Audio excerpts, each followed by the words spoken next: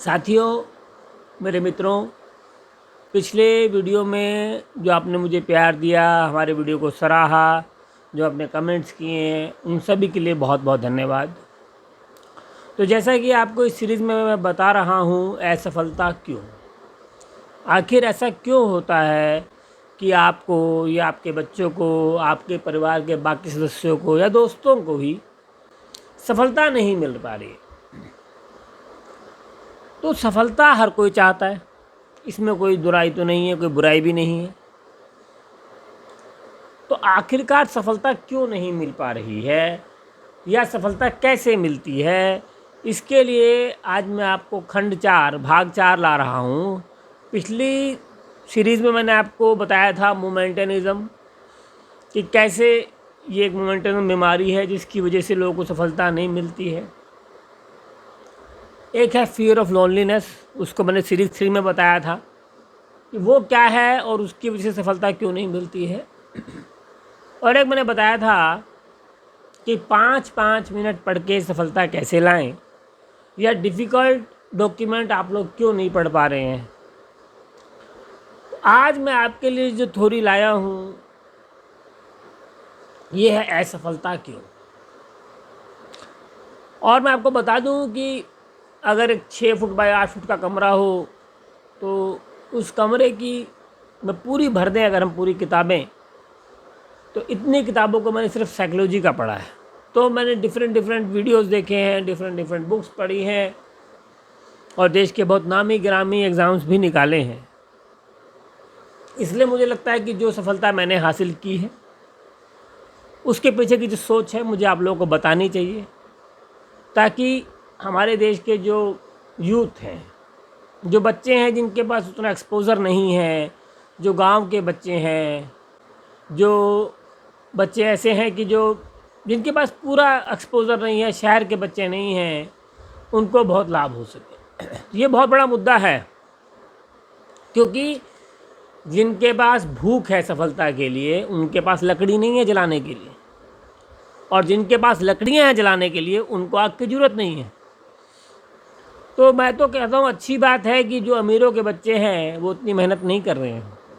अगर वो मेहनत करना शुरू कर दें, और उनके पास तो सारे एक्सपोज़र भी हैं, सब चीज़ का ज्ञान भी है, अच्छे अच्छे टीचर भी हैं, फिर तो हमारे जो गरीब ग्रामीण क्षेत्रों के बच्चे आ रहे हैं, जिनके बाप उतने पढ़े लिखे नहीं हैं, जिनके पास उतनी ट्यूशन अवेलेबल नहीं हैं, उनको तो कभी रास्ता मिलेगा ही नहीं।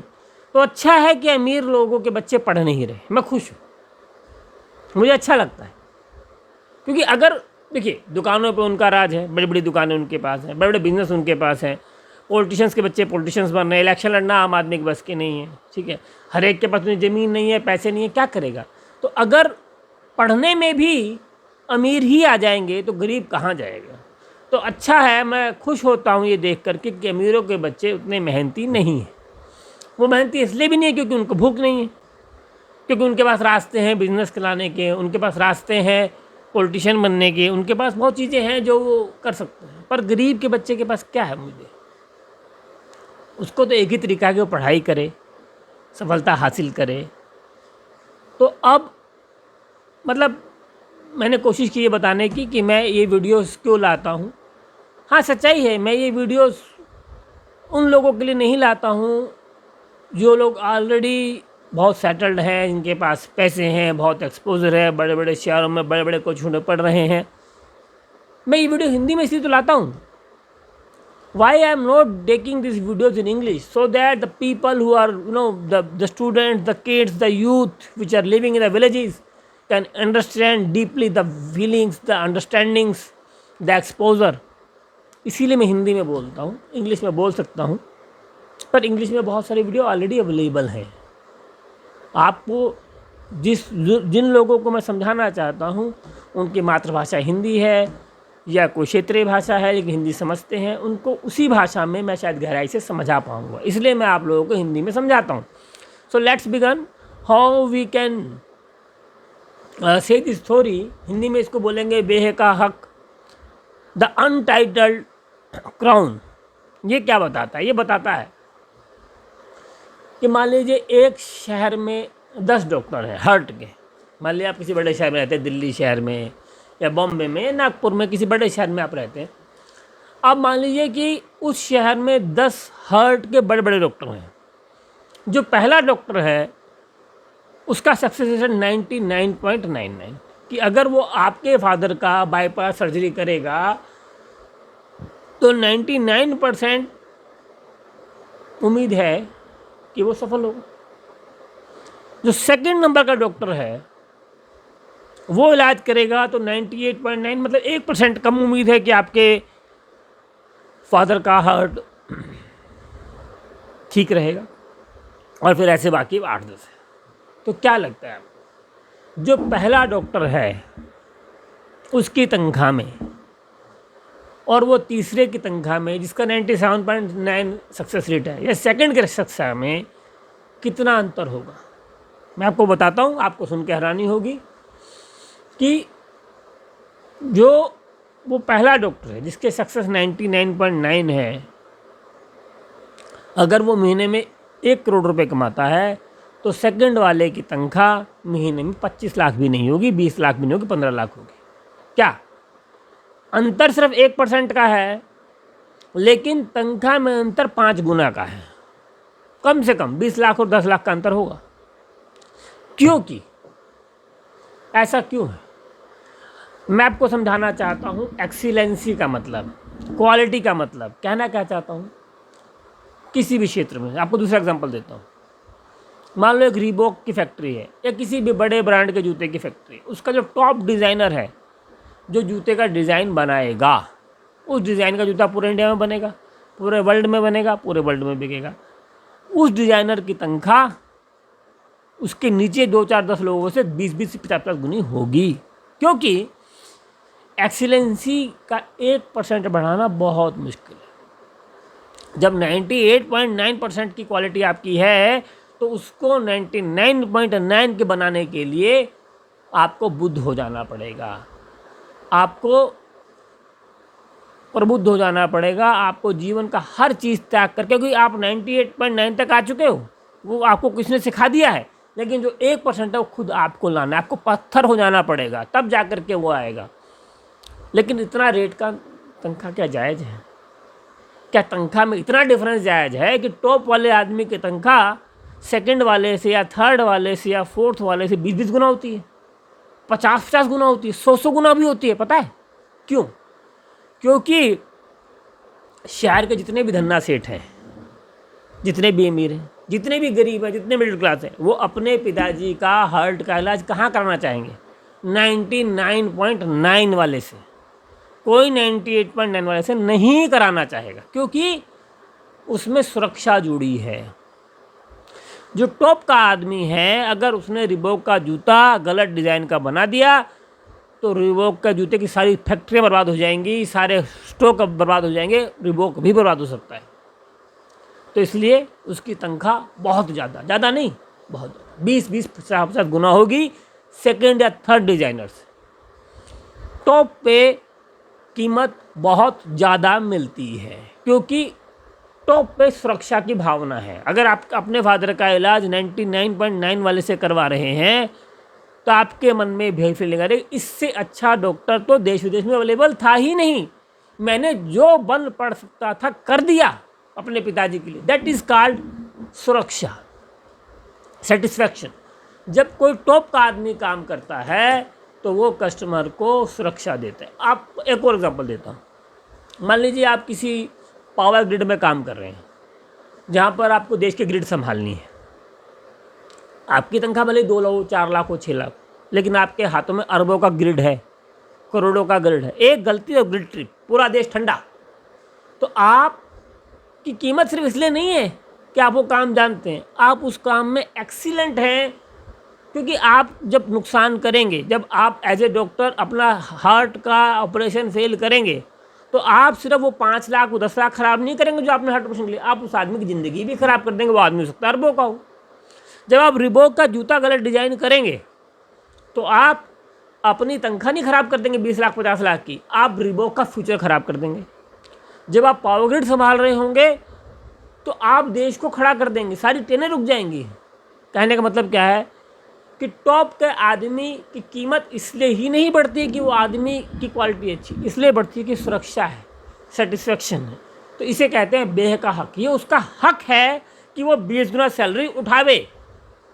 ये उसका हक है कि वो जो नंबर 1 डॉक्टर है उसकी सैलरी ग्राउंड वाले से, सेकंड वाले से, थर्ड वाले से 20 गुना हो। ओलंपिक मेडल पहला जो जीतता है, नंबर 1 वाले की जो जो अवार्ड्स मिलते हैं, जो उसको तनख्वाहें मिलती हैं, जो उसको तारीफ़ें मिलती हैं, उसके सामने सेकंड थर्ड वाला कहीं नहीं, और फोर्थ वाला तो कहीं भी नहीं। ये सिर्फ खेलों में नहीं होता, ये जीवन के हर पहलू में होता है। जब आप ये समझेंगे कि बेह का हक अलाउड है, आपको जिंदगी में सफलता पाने के लिए बेह का हक को ना सिर्फ समझना है, आपको बेह का हक की तारीफ करनी है। आपको बेह का हक को जस्टिफाई करना है औरों से भी और खुद से भी। अगर आप बेह का हक, यानी कि जो ये सैलरियाँ मिल रही हैं रिबॉक के टॉप डिज़ाइनर को, या पावर ग्रिड के टॉप इंजीनियर को, या फिर टॉप डॉक्टर को, उसकी तनख्वाह और उसके सेकंड और थर्ड वाले में जो 50 गुने का अंतर है, आपको इसकी तरफदारी करनी है, आपको इसकी तारीफ़ करनी है। आपको ये बात माननी चाहिए कि 98.9 तक जाना आसान था। उसके बाद जब उसने 1% बढ़ाया है तो उसके साथ उसने 10 साल तपस्या की होगी। उसने क्या पता ब्रश ना किया हो कई साल, सिर्फ इसलिए कि ब्रश करने का टाइम बचा के पढ़ाई की हो। उसके दांतों में आज कीड़ा लग गया हो, इतने बार डॉक्टर है लेकिन दांतों में कीड़ा लग गया। क्योंकि वो ब्रश करने का टाइम भी पढ़ाई को दे रहा था।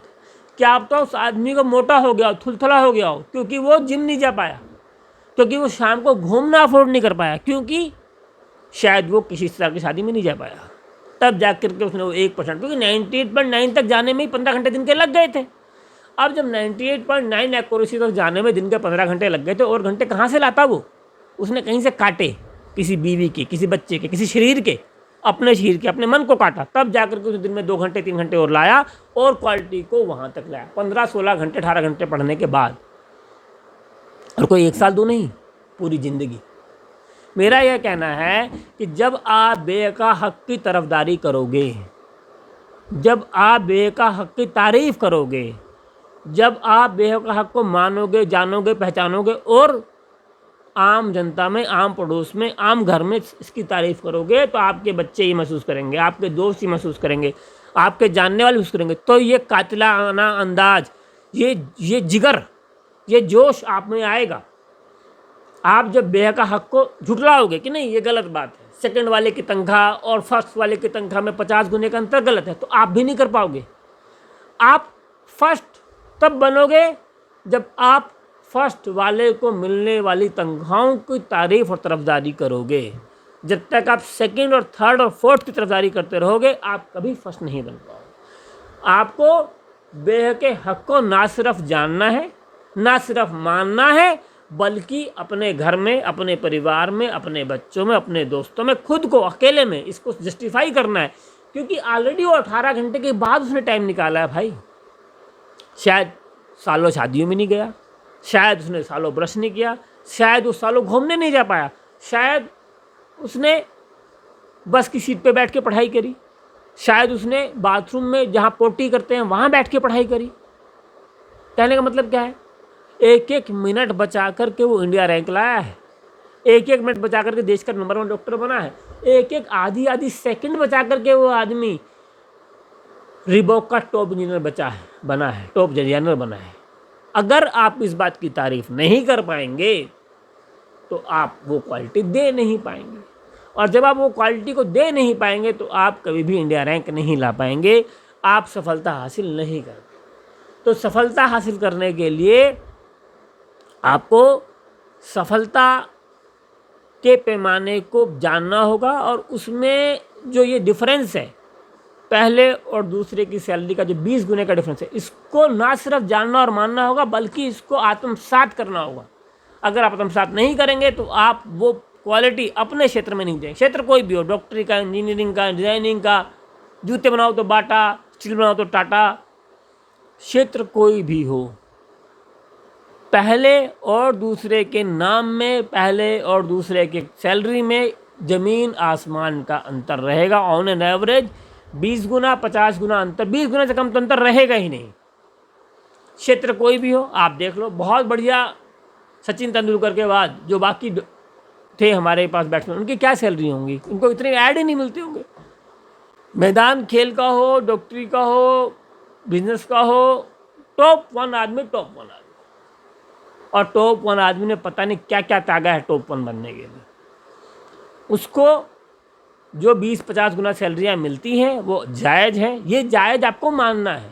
आपका मन करेगा कि आप इसको नाजायज़ मानो, आपका दिल करेगा ये कहने को, लेकिन आपको दबाना है।